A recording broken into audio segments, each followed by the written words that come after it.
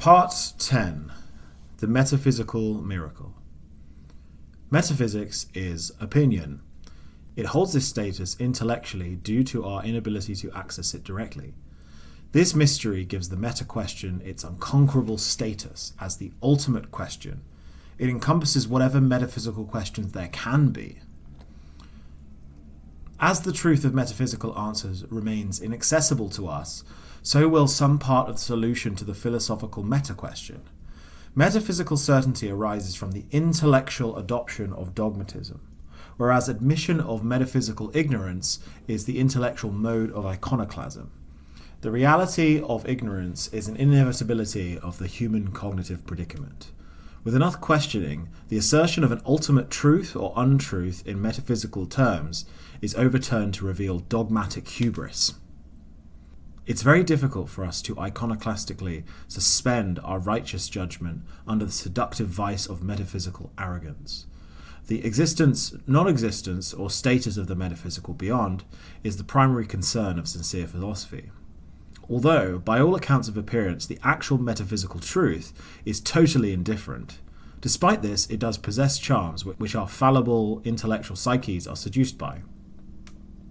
We assume conclusions beyond our grasp that could never escape our clear, reasoned, and just observation. This is our dogmatic prerogative. The human subject is prone through intellectual weakness to engage in transforming and projecting what is a psychological compulsion into a metaphysical necessity, thereby deceiving others and itself. Quote, "A considerable part of metaphysics are not properly a science, but arise either from the fruitless efforts of human vanity which would penetrate into subjects utterly inaccessible to the understanding, or from the craft of popular superstitions. We all adore our general principles. Possessed by their ubiquitous charms, we gladly apply them unanimously in all our dealings. Like children with shiny new toys, we cannot fathom how bored we have yet to become in the infinite shadow of the meta-question. Objects of dogmatic adoration being profusely present in the axiomatic foundations of the sub-questions. Metaphysical belief underpins religious inquiry, while materialism is the assumptive foundation at the base of the sciences. Metaphysics is a human-driven philosophical design without which reality is a coincidence." Religion. Devil, get behind me. A friend once said to me, "You're a philosopher, so you must be an atheist." It's not so clear why such categories should be assumed to imply one another. Certainly, religion leans on metaphysical assertions to the positive, but atheism is also constructed on metaphysical assertions to the negative. Both certain of a grounding in a subject that remains purely speculative, sincere philosophy doesn't cave to any dogmatism of current intellectual fashion, whether that be a traditionally dominant faith or solipsistic atheism. Religion, the sub-question of sub-questions, not only houses the great and minor religions of the world, but also the negative assertion of atheism. All such assertions are dogmatic in their certainty, despite the speculative nature of metaphysics. There must necessarily be a metaphysical truth upstream of our physical reality.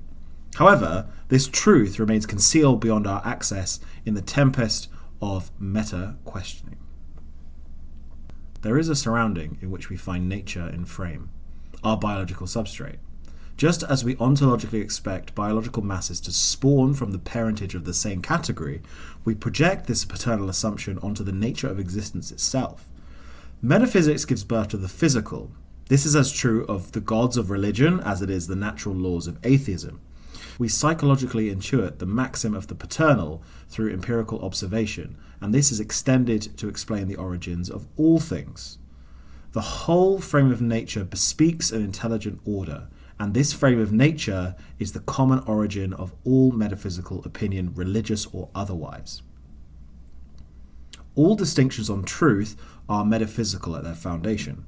This applies equally to the dogmatic assertion of absolute truth claims, along with the academic denying of all possibility of a truth claim. Religious eyes on the metaphysical sky, or the visible system of the empirical ground. Religion claims to the positive or negative fall into a dogmatic grouping by virtue of their metaphysical hubris.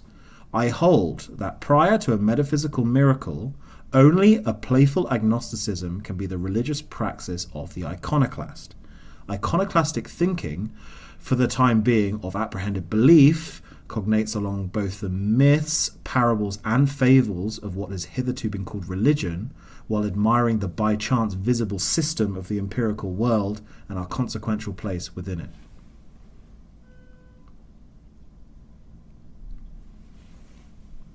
Quote, "A little philosophy inclineth a man's mind to atheism, but depth in philosophy bringeth men's minds about to religion." Francis Bacon. What is called religion is no different from assertive atheism. This is not only clear in the metaphysical equiponent logic, but also demonstrably clear as the fruits of both systems of belief share a similar opinionated rabidity. The equivalence of these dogmatical opinions is made clear by the vestiges of their base metaphysical assertion. Like Hume, I wish I was able to suspend my doubt, but this is no easy or simple task for the human philosophical subject. Quote, "As to my opinions, you know I defend more of them positively. I only propose my doubts where I am so unhappy as not to receive the same convictions with the rest of mankind." End quote. The entire category of religion is an intellectual abomination, which has heavily influenced the prejudices of the zeitgeist. The entrapment of perspective informs the captured subject that the assertive metaphysics of religion are different from materialism. This is among the great dogmatic lies of modernity. The challenge of polytheism. Religion, however, is no monolith. Despite being the driving force in many of the great and lasting monotheistic sub-questions, there exist many disjointed sub-questions of religions. Their walls not so uniform, their gardens not so paradisical. Polytheism appears a challenge to the mental model of the sub-questions and their dogmatic thinking. Polytheism puts indeterminate ideals into embodied form. Even godlike swift-footed Achilles is destined by still higher fate to die in battle. Do we have here a religion of iconoclasm? An incorporation of the destructive uncertainty of the meta-question into an accessible form? The claim can be made that the philosophical explanations of experience, including monotheistic philosophies, differ substantively from the polytheistic ones. Livingston suggests that the urge to view experience as a system, using Hume's language, comes from the perception of the world as a totality. The dogmatic mindset inevitably takes this sensibility and projects it onto experience, viewing it as contained and explainable. The contemporary dogmatic strains of religion have their genesis in dogmatic extremism. These theistic revolutions have their impetus in the historical will to purify the disjointed and impure polytheisms that came before. These polytheisms, by nature of their flexible disjointedness, employ a tacit moral relativism. For the dogmatist, this indefinite framing provides an obstacle to the final victory of pure definitive judgment. The emergence of dogmatic thinking calls out for a system which supposed one sole destiny, the perfection of reason and goodness. The moral absolutism imposed on the intellect by this convergence on religious dogmatism leads to an inevitable police state of spirituality, where one sole object of devotion is acknowledged. When such absolutes form the identity of races, whether it be religious, political, or philosophical sub-questions, conflict is inevitable. To assess if polytheism really stands apart from the dogmatism of monotheism, we must know in which ways they are different. Firstly, the obvious difference is that monotheism asserts a single divinity and polytheism several. However, it must be kept in mind that there are also messiahs and angels within monotheistic conceptions. Although these separate divine entities are either earthly forms of the one God or emissaries of the extended divine will, polytheism, in contrast, is fractured in nature. Despite the commonality of a highest divinity, for example, Zeus of the Greek pantheon, this leader is not omnipresent or omnipotent. Furthermore, the history of polytheism has fractured and warped both interpretation and utility. Polytheisms were malleable, spirits and deities were added and removed across time in a fashion not possible in the totalitarianism of monotheism. For example, the reworking of the Greek pantheon into the corresponding Roman pantheon. Secondly, monotheisms are largely developed at a time where scripture could be codified in writing and made static. Polytheism manifested in the largely oral traditions, making the specific rules of the theism neither codified nor static. It appears that the moving and flexible shapes of polytheism make it ideal for a religion of iconoclasm. However, this is not the case. Polytheism is indeed an open-ended and unrigorous religiosity, but does invoke metaphysical axioms, which it shares in common with the monotheistic sub-questions. First, polytheism, necessarily by the nature of it being outside the starkly empirical sub-questions, asserts some kind of supernaturalism. It is superfluous to us as to which flavour of polytheism these are made in. Any supernaturalism is metaphysical dogmatism all the same. Secondly, polytheisms evoke, like their sibling monotheisms, eschatology, to buttress themselves against ultimate meanings for human subjects. This is true whether it be Hades or Valhalla. Both these attributes actually place polytheism in the dogmatic camp of judgment, as supernaturalism and certainty on eschatology are both assumptive assertions. Polytheism, although ethically relative, remains trapped in the intellectual realm of metaphysical speculation. Atheism, the acceptance of religiosity. What is called religion is no different in the strength of its assertive dogmatism than that which is labelled atheism. As we have already covered, both are equally metaphysically opinionated. This is made clear through the equivalence of their metaphysical logic. For only the agnostic suspension of judgment has any claim to philosophical open-mindedness. Religion and atheism are different shades of the same dogmatic drive which wants to shape the world in a speculative metaphysical opinion. The entire misshaped category of religion heavily affects the clarity of intellectual activity within our philosophical zeitgeist. The linguistic pointer of religion is merely the arrogance of a modernity which in its hunger for progress requires something which it can jeer at and call outdated. The uncaring rigidity of materialist doctrine gives it a dogmatic fervour equal to any holy sect. The assumptions of a continuous natural law can be used to assert the absence of any active omnipotent mover outside the purview of physical law are seen as separating itself from superstition. However, this same order of observable law, along with its assumed perfection conceptualized in human-devised cognitive structures, can also be utilized to express the master plan of an intelligent design. As far as us metaphysically impoverished are concerned, this rigid observance of established rules is the chief argument for theism. For something must care to construct such perfection. Likewise, we find leveraged opinion in the chief objections against, for nothing would care to imprison us with such deterministic rigidity. For what is the real difference between the laws of physics and nature and the order laid out by God? Materialism, royalty of the monarchy they call existence. The appearances of empirical reality, once it's assumed as a parameterized totality of the substantive reality, forms a sub-question. This is due to the assumption of materialism, observable causation, and the heterogeneity of natural law, all of which are assertions of a metaphysical nature.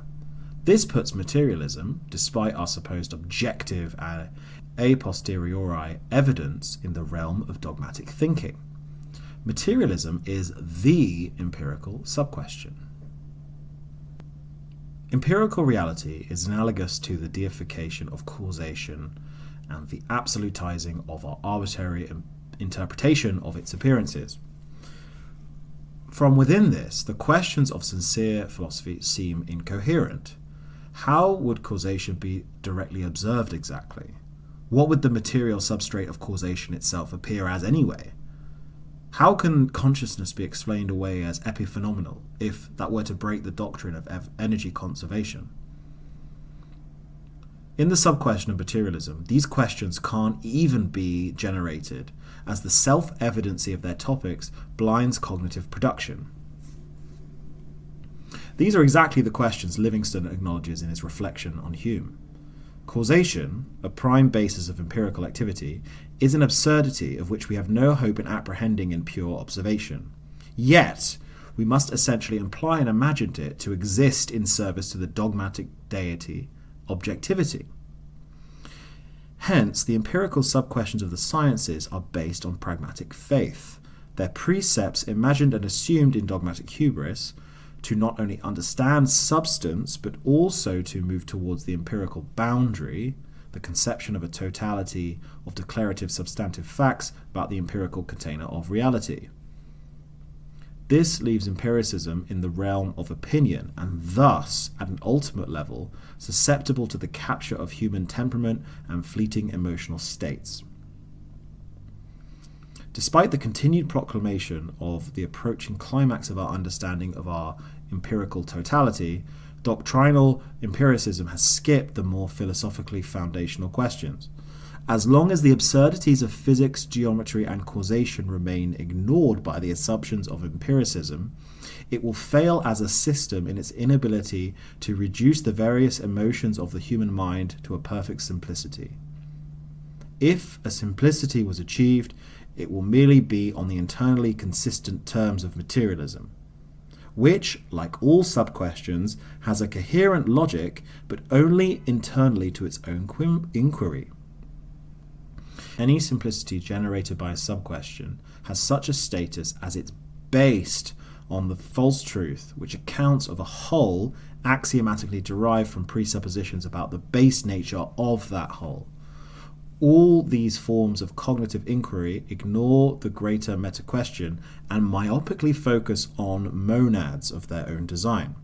Perfection will be exclaimed. Perfection which leaves behind the imperfection of intellectual exploration, and it enslaves the human race in an alien logic, instituting a fascistic boredom of certainty. The induction of an absurdity makes even our presumed objective intellectual inquiries a form of belief. Philosophical iconoclasm is the force which allows these false idols to be exploded by reflection. However, we might never be able to fully quell our dogmatic urges. Absurd belief remains central and implicit in all our justifications for action and inaction. We continue into the void of metaphysical eternity to which the mind hopelessly seeks to give content. To return to my central point, the empirical dogmatist isn't alone in his absurdity at a foundational philosophical level. Beliefs of all kinds, which I think are rightly grouped as equally absurd, religions, atheism, astrology, etc., is the naturally dogmatic psyche of the human intellect making the best of an experiential situation which is devoid of any apparent or hopeful metaphysical miracle. This subject, unable to fully realize cognitive iconoclasm, is naturally protective of intellectual kin and scathing of other opinions as stupidities and existentially unreasonable. These sympathies and antipathies are an understandable response to the horrors of a vacuum. The iconoclast is an arsonist to the holy buildings of religion, atheism, and empiricism, without distinction, as their lofty towers are equally flammable. The downstream effects of metaphysical belief. Quote, "Religion is nothing but a species of philosophy." End quote.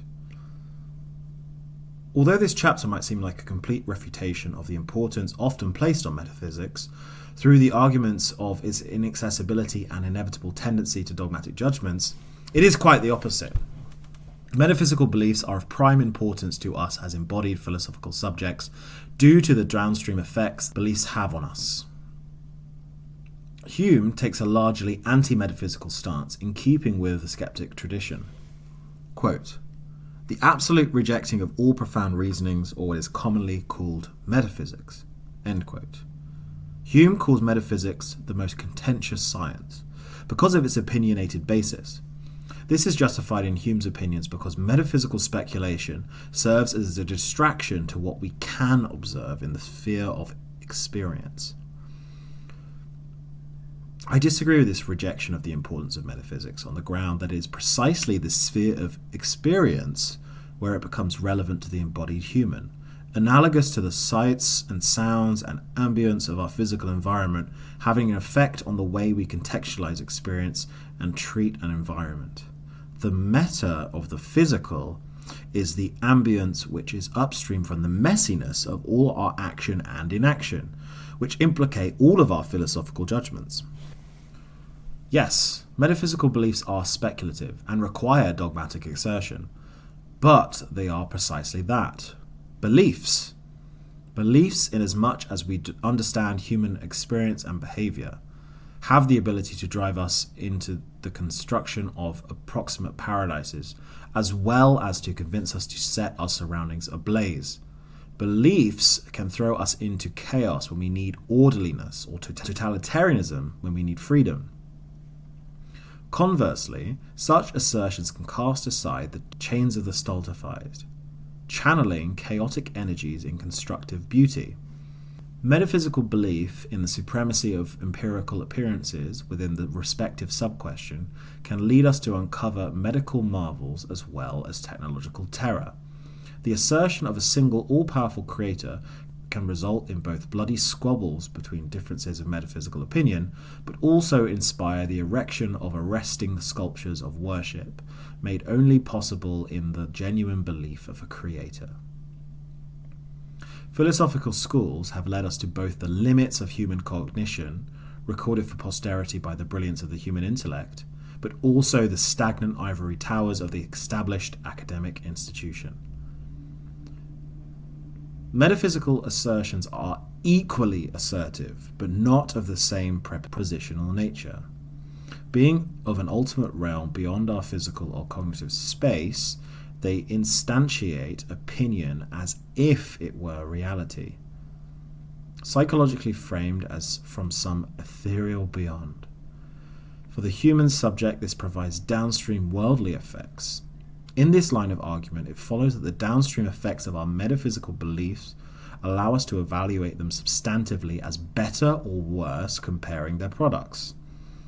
In this regard, the downstream effects of each metaphysical dogmatism are not equivalent. Therefore, not all metaphysical judgments are of equal value. This evaluative metaphysics can be observed in reflection from the downstream position of the human philosophical subject as they are pulled through time. In giving some examples of such downstream effects, I want to raise an important point. That is, what constitutes a metaphysical assertion is not instantly clear. Beliefs come in more disparate forms than the more analytically obvious examples. For example, supernaturalism or materialism, given previously. Every system of belief institutes or has at its foundation a set of presuppositions which are ultimately metaphysical in nature. If enough why is applied to attack a reasoning, you will eventually hit a state of metaphysical dumbfounding when the point of speculation and opinion is reached. This wall of speculative opinion is the true foundation to intellectual justification and philosophical judgment. As cognition trundles along in economies of intellectual production, different possible layers of judgment are conceptualized and evaluative sidesteps occur, hence producing a multiplicity of different metaphysical possibility. This is the progenitor to the variety and ornateness of assertive sub-questions. Beyond the haze of polytheisms, through the empiricism of the sciences, and into the ideologies of modernity, dogmatic judgment has always concealed metaphysics at its root, just when we thought it were finally cast aside. There is clearly no evidence for the existence of metaphysically inalienable human rights, but societies are built differently when they act as if there is. Nonetheless, my central point is that all opinion, political, religious, or philosophical, has under its overt proclamations either a concealed or overt metaphysical core. This calls into question all sorts of things we might term secular. For the belief in a metaphysical creator or the metaphysical underpinnings of an ideology share the metaphysical nature of their opinionated judgment. This is observed through the dogmatic assertion of such opinions. When an opinion is asserted in this dogmatic way, it has been done for its own sake. As soon as anything is done for its own sake, it has been made holy.